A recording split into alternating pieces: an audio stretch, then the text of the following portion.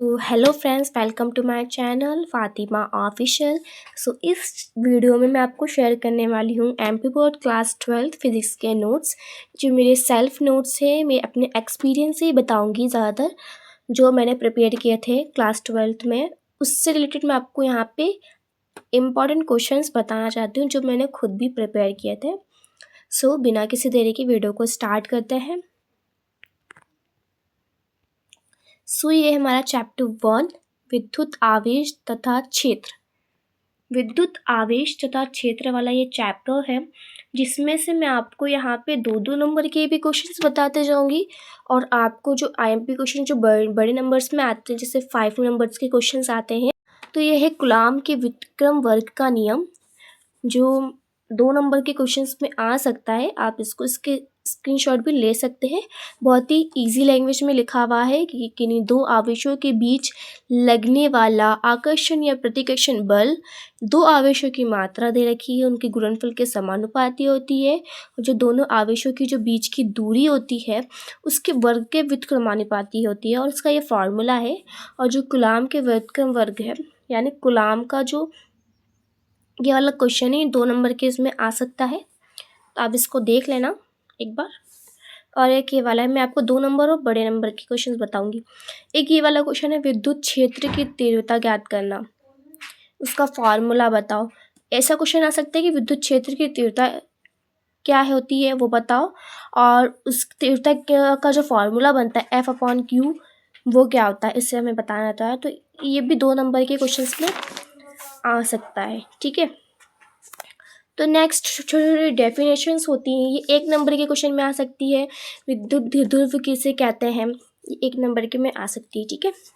ये 2 नंबर के इसमें आ सकता है कि विद्युत द्विध्रुव आघूर्ण किसे कहते हैं, इसका फॉर्मूला क्या होता है, इसकी दिशा क्या होती है, ठीक है। ये 2 नंबर के क्वेश्चन में आपको बताया मैंने। 2-2 नंबर वाले क्वेश्चन अब ये हैं 5 नंबर या 3 नंबर में। ये डेरिवेटिव क्षेत्र में रखे विद्युत द्विध्रुव पर बलयुग्म ज्ञात करना है हमें। तो ये वाला क्वेश्चन है, आप देख सकते हैं। आपको इसका पीडीएफ चाहिए तो मैं डिस्क्रिप्शन में लिंक शेयर कर दूंगी, अगर किसी को चाहिए आप प्लीज़ कमेंट करना, मैं आपको वही कमेंट में ही लिंक शेयर कर दूंगी, ठीक है। ये देख सकते हैं आप, ये बहुत ईजी लैंग्वेज में लिखा हुआ है। और ये एक क्वेश्चन है। अब है हमारा नेक्स्ट क्वेश्चन, जो बड़े नंबर्स में आ सकते हैं। एक समान विद्युत क्षेत्र में रखे विद्युत द्विध्रुव को घुमाने में किया गया कार्य हमें बताने एक ये डेरिवेशन है, जो कि बड़े नंबर या 3 नंबर या 5 नंबर में पूछ सकता है। तो आप देख सकते हैं, ऐसे बहुत ही ईजी लैंग्वेज में लिखा हुआ है, कुछ ज़्यादा फालतू लैंग्वेज नहीं लिखी हुई है, बहुत ही ईजी लैंग्वेज में लिखा हुआ है। अगर इसमें पूछ लिया इसकी स्थिति ऊर्जा भी बताइए, तो आप उसका ऊर्जा का भी पूरा डेरिवेशन किया हुआ है, यहाँ पे आप देख सकते हैं, ठीक है। चलता नेक्स्ट। तो एक ये वाला क्वेश्चन भी रहता है कि अक्षीय और निरक्षीय स्थितियाँ क्या होती हैं, इनकी डेफिनेशन क्या होती है। इसका एक पूरा डेरिवेशन होता है कि जो अक्षीय स्थिति होती है इसका ये फॉर्मूला होता है, निरक्षीय स्थिति होती है क्या होती है, तो उसका डेरिवेशन हमें प्रूव करना होता है, ठीक है। प्रूव करके हमें वो फॉर्मूला प्रूफ करना होता है। ये जो फार्मूला है मैं प्रूफ करना डेरिवेशन में आता है। और निरक्षीय स्थिति का भी एक फार्मूला होता है। फार्मूला क्या मतलब, उसे प्रूफ करना है हमें कि निरक्षीय स्थिति होती क्या है, ठीक है। तो उसे प्रूफ करना रहता है, उसका भी डेरिवेशन है पूरा एक हिसाब से। तो आप इसको देख सकते हैं। ये भी 5 नंबर के इसमें पूछ सकता है। मेरे को नहीं लग रहा है ये कुछ अगर आएगा भी, लेकिन अगर आप अपने हिसाब से करना चाहें तो इसे कर सकते हैं। और अगर आपको बहुत ज़्यादा लेंथी लग रहा है तो आप इसे स्किप भी कर सकते हैं। यह क्षेत्र सदिश की डेफिनेशन पूछ सकते हैं। विद्युत फ्लक्स किसे कहते हैं, इसकी डेफिनेशन पूछ सकते हैं हम 2-2 नंबर में। हाँ, सबसे इम्पॉर्टेंट क्वेश्चन है जो 2 नंबर में पूछ सकता है, या 2 या 3 नंबर में। अगर 3 नंबर में पूछेगा तो उसका फार्मूला आपको प्रूफ करना होगा, और अगर ये 2 नंबर में पूछेगा तो सिर्फ इसकी डेफिनेशन एंड दिस फार्मूला होगा, ठीक है। तो ये यहाँ पे है गाउस प्रमेय किसे कहते हैं, गाउस प्रमेय या गाउस प्रमेय किसे कहते हैं, इसका जो फार्मूला है इसे सिद्ध कीजिए। ऐसा क्वेश्चन आएगा तो 3 नंबर में आएगा, ठीक है। और अगर गाउस प्रमेय किसे कहते हैं, इतना आएगा तो ये आपको ये 2 नंबर में मिलेगा। ये भी इंपॉर्टेंट है, आप कर लेना इसको भी, मैंने तो किया था ये भी। और एक ये वाला है कि गाउस प्रमेय की हमें इसकी हेल्प से कूलॉम के जो नियम होता है उसको सिद्ध करना है, जो कूलाम के नियम की स्थापना हुई है उसको सिद्ध करना है इसके गाउस प्रमेय की हेल्प से। इसे प्रूफ करने वाला है ये वाला क्वेश्चन था, तो इसे प्रूफ करना था गाउस के प्रमेय की हेल्प से। सो हमारा है अब नेक्स्ट चैप्टर। इसमें इतने ही क्वेश्चंस थे जो इम्पोर्टेंट थे। नेक्स्ट चैप्टर है मेरा स्थिर विद्युत विभव एवं धारिता। तो सबसे पहले हम स्थिर विद्युत विभव की बात करते हैं। तो इसमें यहाँ पे क्वेश्चन आ सकता है विभव किसे कहते हैं, इसका फार्मूला बताओ। 2 नंबर में 1 वोल्ट की परिभाषित कीजिए। 1 वोल्ट क्या होता है, इसे परिभाषित करना है, इसका फार्मूला, इसका डेफिनेशन पूछ सकते हैं 2 नंबर में। इसके टाइप्स भी पूछ सकते हैं कि विभव कितने टाइप्स के होते हैं। ये चीज़ें आपको, जो विभव कितने टाइप्स के होते हैं, ये चीज़ें आपको ऑब्जेक्टिव में दिखेंगे। ठीक है,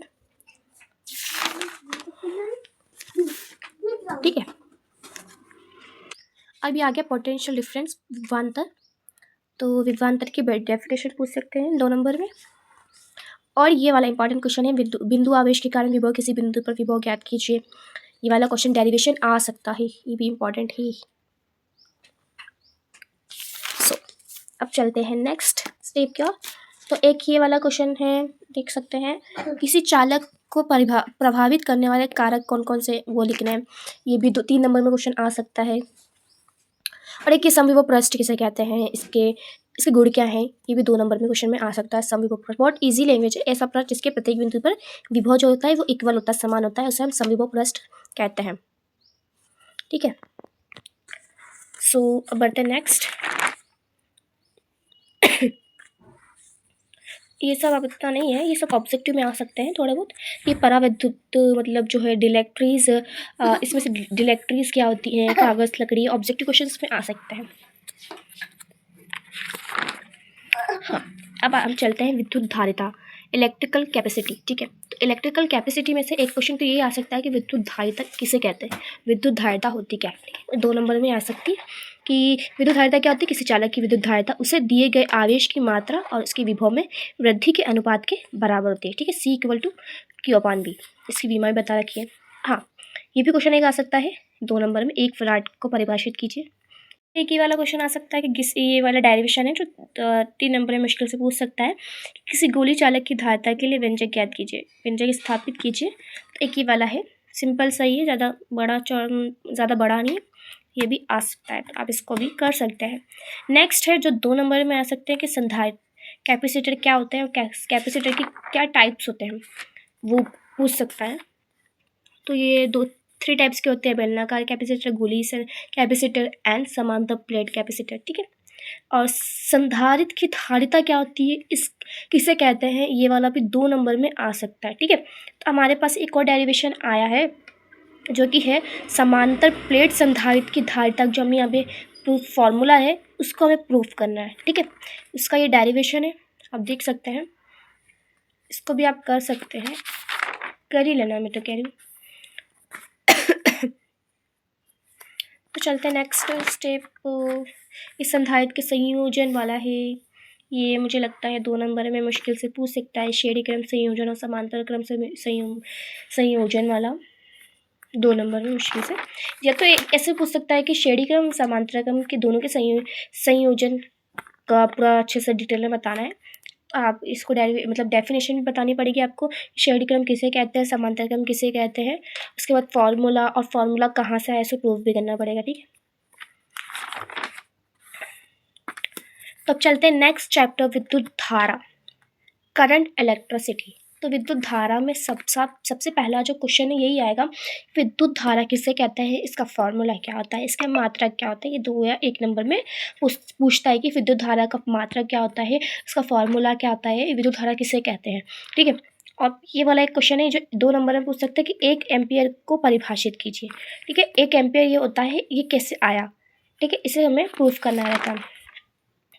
सो है क्यों विद्युत धारा एक अदिश राशि है, मतलब विद्युत धारा एक अदिश राशि क्यों है, क्योंकि इसकी परिमाण व दिशा दोनों है, लेकिन फिर भी अदिश राशि क्यों है, ऐसा कारण वाले भी क्वेश्चन आ सकते हैं 2 नंबर में, आप इसको कर लेना। है करंट डेंसिटी धारा घनत्व का डेफिनेशन और फॉर्मूला, अनुगमन वेग, ये सब 2 नंबर में आ सकते हैं। अब है यहाँ पे किसी चालक के लिए विद्युत धारा और अनुगमन वेग में रिलेशन बताना है। ठीक है, दोनों में क्या रिलेशन है, इसको प्रूव करना है। तो एक ये वाला आ सकता है ओम का नियम, जो 2 नंबर में पूछ सकता है। मुझे नहीं लगता आप ओम का नियम पूछेगा, लेकिन फिर भी अगर ओम का नियम तो वैसे भी आपको 10th लेवल से याद ही है, फिर भी आप एक बार इसको देख लेना। ओम के नियम को 2 नंबर में आ सकते हैं। ओम के नियम की शर्तें ये भी देख लेना। एक ओम को परिभाषित कीजिए, ये भी 2 नंबर में आता है। विद्युत चालक तो ये 2 नंबर के क्वेश्चन हैं। प्रतिरोधकता क्या होता है, प्रतिरोध क्या होता है वो भी याद होना चाहिए। उसके बाद प्रतिरोधकता क्या होता है ये भी पता होना चाहिए, ठीक है। उसके बाद है इलेक्ट्रिक कंडक्टिविटी, विद्युत चालकता किसे कहते हैं। ये सब 2 नंबर के मैं आपको क्वेश्चन बता रही हूँ, ठीक है। अभी एक भी डेरिवेशन नहीं आया, जब जहाँ पे डेरिवेशन आएगा आपको मैं बताते जाऊँगी। ये सेल का आंतरिक प्रतिरोध किसे कहते हैं, ठीक है। हाँ, इसमें एक क्वेश्चन ये वाला बन सकता है कि सेल के आंतरिक प्रतिरोध को प्रभावित करने वाले कारक क्या क्या है, ये आ सकता है, ठीक है। इसको आप भले कर लेना, इंपॉर्टेंट है, ठीक है। और एक है विद्युत वाहक बल किसे कहते हैं, ये वाला भी मैं आपको ज़्यादा नहीं बता रही हूँ, जो इंपॉर्टेंट लग रहा है वो आपको मैं बता रही हूँ।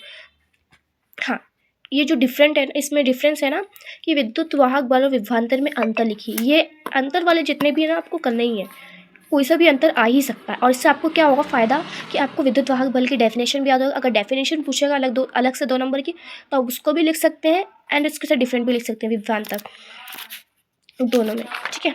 ये देखिए, स्क्रीनशॉट लेना चाहते हैं तो आप ले सकते हैं।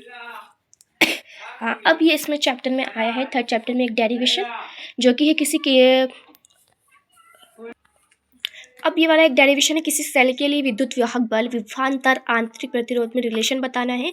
और या तो ऐसा भी क्वेश्चन आ सकता है किसी सेल का आंतरिक प्रतिरोध है तो हमें फॉर्मूला को प्रूफ करना है, ऐसा क्वेश्चन भी आ सकता है। तो दोनों आएंगे तो आपको करना एक ही डेरिवेशन है, ठीक है। ये वाला डेरिवेशन आपको करना है। पहले आपको विद्युत वाहक बल निकालना है, विभवांतर निकालना है और प्रतिरोध निकालना है, प्रूफ करना है। उसके बाद इसमें जो रिलेशन है वो आपको यहाँ पर प्रूफ करके बताना है, ठीक है। कि आप चाहें तो इसका स्क्रीनशॉट ले सकते हैं।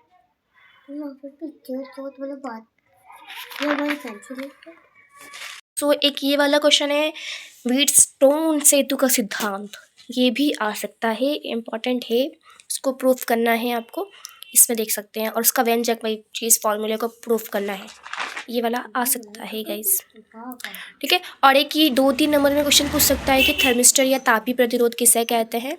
और एक ये वाला भी है अतिचालकता, ठीक है। सुपर कंडक्टिविटी किसे कहते हैं, ये वाला भी क्वेश्चन आ सकते हैं।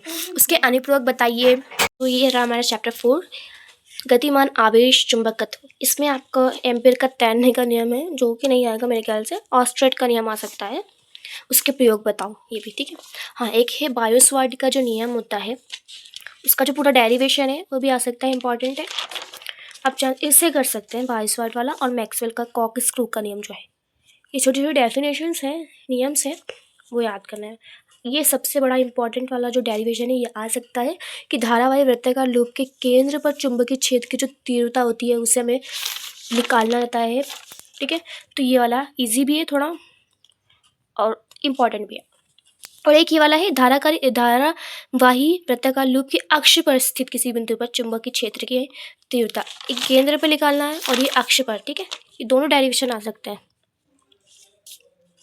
ये वाला भी आ सकता है कि सीधे लंबे धारावाही तार के समीप हमें चुंबकीय क्षेत्र की तीव्रता ज्ञात करना है। 3 मैंने बताया आपको, एक अक्ष, एक केंद्र और एक समीप, ठीक है। धारावाही तार के समीप वाला।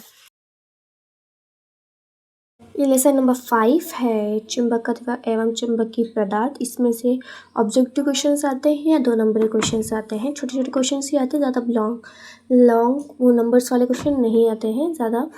तो इसमें से ऑब्जेक्टिव क्वेश्चन आएंगे या तो चुंबक किसे कहते हैं, इसकी प्रॉपर्टीज़ के गुण बताइए, तो बस इसमें से यही आ सकता है। और हाँ, प्रतिचुंबकीय, अनुचुंबकीय और लोह चुंबकीय, इनमें तीनों में अंतर क्या होता है, इसका एक क्वेश्चन आता है।